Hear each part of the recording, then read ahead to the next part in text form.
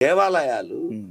శిల్పులు చెక్కిన కవితలు, అద్భుతమైన కవితలు.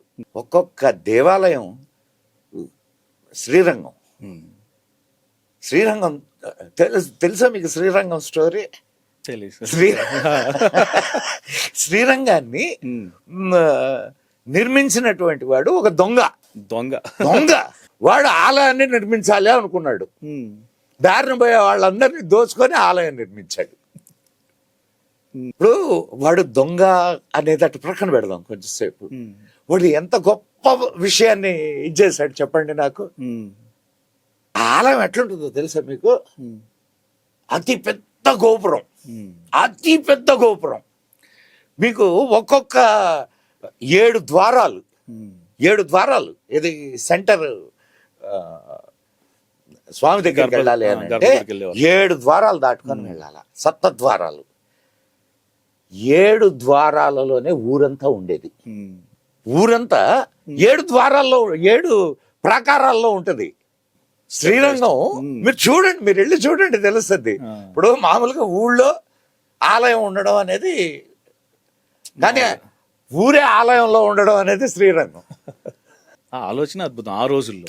అండ్ మలైకోట అని ఇంకొక టెంపుల్. అది చాలా చాలా ఇప్పుడు మొత్తం తిరుగుతుంటాను సార్ నేను. మళ్ళీ ఎక్కడికైనా పోవాలనుకున్నప్పుడు ముందు ప్లాన్ వేసుకుంటాం.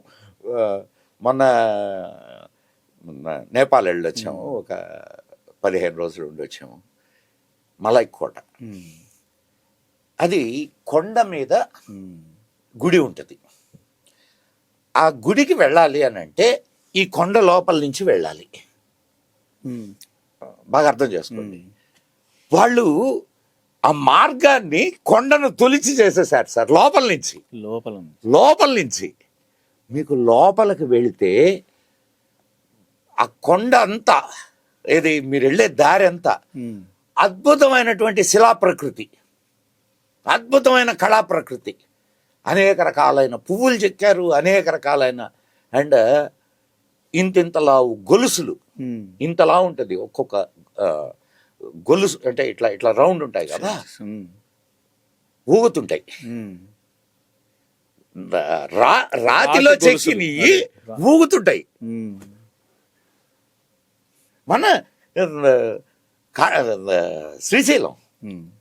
శ్రీశైలం అమ్మవారు ఇప్పుడు అన్ని మనం దేనైనా చెడుపుకోవడంలో గొప్పవాళ్ళం కదా.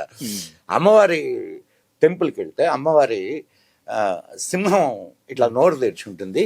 దీని లోపల ఒక బాల్ ఉంటుంది. ఉమ్. ఆ బాల్ తిరుగుతుంటుంది. కదపొచ్చు మనం ఈజీగా. ఇప్పుడు దానికి సిమెంట్ పెట్టి అతికిచ్చారు. అంటే యూ కెనాట్ నౌ.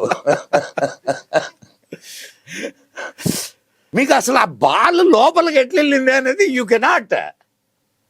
దాన్ని అంత ఇప్పుడు ఇట్లుంటుంది సార్, అది బాల్ ఇట్లుంటుంది. ఈ ఇప్పుడు రౌండ్ బాల్ ఎట్లా లోపలికి వెళ్తుంది, లోపలికి వెళ్ళడం సంగతి అటు పక్కన పెట్టి ఎట్లా తిరుగుతుంది. అంటే ఎంత టెక్నాలజీ వాడుంటారు అసలు అనూహ్యం. మీకు ఇంకో గొప్ప విషయం చెప్తానండి. అది ఇప్పుడు అంటే మనం ఎక్కడెక్కడికో పోయి తిరిగేదానికంటే మనకు దగ్గర ఉండే వాటి గురించి మనం చెప్పుకుంటే బాగుంటుంది. అమ్మవారికి బ్యాక్ సైడ్ వెళ్ళి మీరు ఇప్పుడు మొత్తం అది ఇదైంది, కానీ చెవు పెట్టి వింటే భ్రమరం తిరుగుతున్నటువంటి సౌండ్, అని సౌండ్ వస్తుంది కదా. This sound was recorded by all India radio. గోడ దగ్గర చెవు పెట్టి వినాల. చాలా మందికి ఇప్పటికీ ఆ టెంపుల్కి వెళ్ళినప్పుడు ఆ గజ్జల శబ్దం వినిపిస్తూ ఉంటుంది. అమ్మవారు ఉన్నాయి సార్, అదే. ఉన్నాయి సార్. అసలు ఎన్ని విచిత్రాలు చూసాం తెలుసా మేము. మా ఆవిడ నేను 2 వీలర్ వేసుకొని వెళ్ళిపోతాం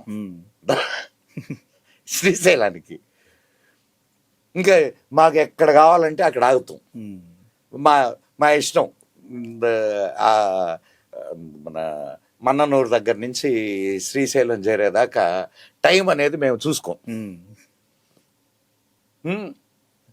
ఎన్ని తీర్థాలు ఉన్నాయి. మల్లెల తీర్థం. అండ్ మళ్ళా ఇంకొకటి చెప్తానండి, మంచి మల్లాయి లొత్తి. మలాయిలో ఉద్యానం ఒకటి ఉంది. అచ్చంపేట నుంచి లోపలికి వెళ్ళొచ్చు, లేదా మన ఫర్హాబాద్ దగ్గర ఇంకొక ఏరియా ఉంది, అక్కడి నుంచి వెళ్ళొచ్చు. ఇట్లా అటు నుంచి దిగొచ్చు, అటు నుంచి వెళ్ళొచ్చు అన్నమాట. సంవత్సరానికి ఒక్కసారి అక్కడ ఉత్సవం జరుగుద్ది మలాయిలుద్దులో.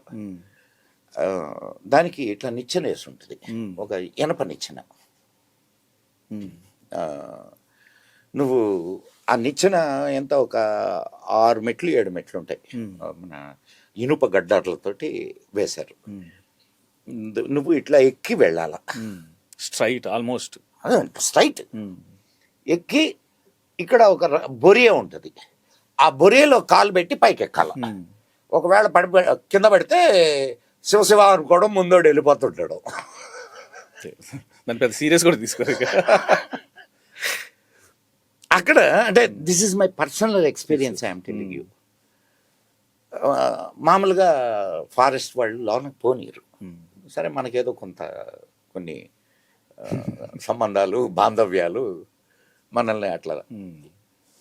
అక్కడ పెద్ద కొలను ఉంటుంది సార్. నేను, నా మిత్రుడు, ఇంకొక అతను, ఇద్దరం వెళ్ళాం. ఏమైనా సరే ఇవాళ అక్కడికి వెళ్ళాలా. సరే, అచ్చంపేట నుంచి కొంచెం లోపలికి వెళ్ళి, అచ్చంపేటలో అక్కడ ఒక ఈ నాయక్ లంబాడి తండా ఉంటే, ఆ లంబాడి తండాలో బండి మీదనే 2 వీలరే ఒక అతన్ని, అయ్యా మాకు దారి చూపించని తీసుకెళ్ళాం. అక్కడ ఒక మనం లేచి నిలబడితే తల తగిలే అంత గుహ, ఆ గుహలో శివలింగం. సంవత్సరానికి ఒక రోజు కాబట్టి అక్కడంతా చాలా ఇదిగా ఉంటుంది. అయితే మొత్తం ఈగలతో నిండుందండి, తేనెటీగలు మొత్తం. వాడిని అడిగాను నేను, ఇన్ని తేనెటీగలు ఉన్నాయి కదా, ఇక్కడ ఎట్లా పూజలు అంటే, సార్ ఏమి చేయవు సార్, కానీ ఎవడైనా, అంటే వాడు చెప్పింది నేను చెప్తున్నాను మీకు, ఎవడైనా మహిళతో వస్తే వాడిని మాత్రం కుట్టి చంపుతాయి సార్ అని అన్నాడు. ఇప్పటి వరకు ఎవరైనా అట్లా చచ్చారా అని అడిగితే, సార్ చాలామంది చనిపోయారు సార్, అవి కుట్టించాను. ఇంకా మీకు ఎట్లుంటుంది చెప్పండి. అవునా కదా సార్?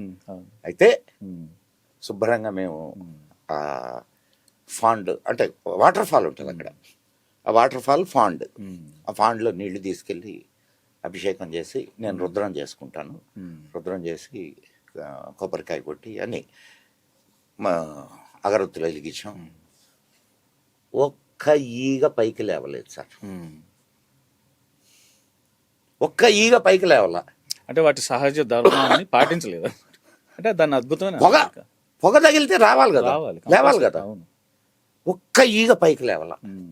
అండ్ నేను ఎక్కడైనా వెళ్తే నాకు ఒక నియమం ఏంటంటే, నైట్ అక్కడ నిద్రపోయి అక్కడి నుంచి నైట్ నుంచి అక్కడ వెళ్తా. ఇది నాకున్న ఒక నియమం.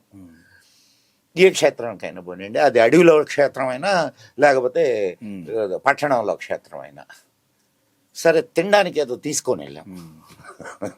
విచిత్రమైన విషయం ఏంటంటే, మేము తినడానికి తీసుకెళ్ళిన బ్యాగ్ ఉంటుంది కదా, నాకు బ్యాగ్ ఉంటుంది, మేము తినడానికి తీసుకువెళ్ళినటువంటి ప్యాకెట్స్ మాత్రం కోతులు తీసుకెళ్ళిపోయినాయి సార్. అంటే మేము ఉపవాసం ఉండాలి. కొట్టిన కొబ్బరికాయ తీసుకొని తిని హాయిగా పడుకుందాం. తెల్లారులో మాతోటి వచ్చిన వాడు, సార్ అయిపోయింది కదా సార్, పూజ అయిపోయింది కదా సార్, వెళ్ళిపోదాం సార్, మనం ఇక్కడ వద్దు సార్, పుల్లులు వచ్చి నీళ్లు తాగుతుంటాయి సార్ ఇక్కడ. తెల్లారులు వాడు మేర్కొని ఉన్నాడు, మేము నిద్రపోయాం. సో ఇట్లా మీకు అనేక విచిత్రాలు.